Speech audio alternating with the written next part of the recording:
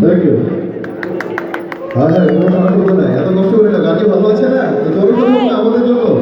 আসলে ওই পাশ থেকে যত সারা শব্দ পাবো এই পাশ থেকে তত ভালো করে পাবো। তো যেহেতু হলুদের পরে শুরু হলো, বসে বসে শোনার মতো কিছু গান করি। যাই হোক, এই গানটা হচ্ছে এই বছর বের